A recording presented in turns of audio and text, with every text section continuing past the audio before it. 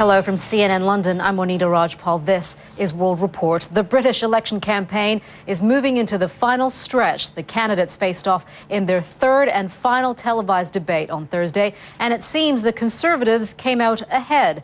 41% of viewers questioned for a YouGov poll for The Sun said David Cameron won the debate. The parties have just 6 days left to campaign before voters are called to do their part. CNN political contributor Robin Oakley joins us now from Downing Street. And Robin, these debates were there to showcase the parties and their leaders, but it certainly has not helped to dispel any confusion. Well, no, it's the most open electoral race. Now, this is the number of people now out of work in Spain, over 4.6 million. The latest figures out just a few hours ago show 1 in 5 people are now out of work. CNN's Al Goodman is outside a job center in Madrid. He joins us now with more on that. Pretty depressing numbers there, Al.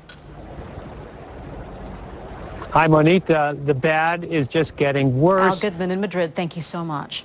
Protesters have been out in Greece, teachers joining demonstrations against the country's spending cuts as a huge debt repayment approaches. Details of Greece's much-needed bailout could be finalized this weekend. Well, CNN's Jim Bolden is following the story. And Jim, again, there are people in Athens who are very angry about the strict terms that come along with this bailout. But tell us a little bit about this bailout and when we can expect this to be finalized. Jim, the IMF is one thing, getting money from the IMF is one thing, but also then from the EU countries as well. How important is it for them to actually help bail out Greece at this time when and it's difficult for their own countries to have stable economies themselves? Well, each of these governments will have to approve of how much money they're going to be giving to Greece, and they all have to do this, and it all has to happen very quickly. Now, while investors dump shares, U.S. authorities are in crisis mode. They are trying to contain an oil slick that's been growing for the past 10 days. It's due to make landfall today. Reynolds Wolf joins us now live from Venice, Louisiana, with more on that. Reynolds Wolf in Venice, Louisiana, thank you very much for that. We want to get more now on the environmental impact that the slick is having on the Gulf wildlife. We want to go to our Mara Ramos with more on that. We heard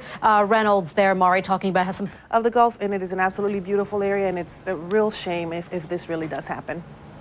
Yeah, all right. Mari, thank you very much. And of course, Mari and the rest of our team will be keeping you up to date on what is happening in that part of the world. I'm Monita Rajpal in London. World Sport is next.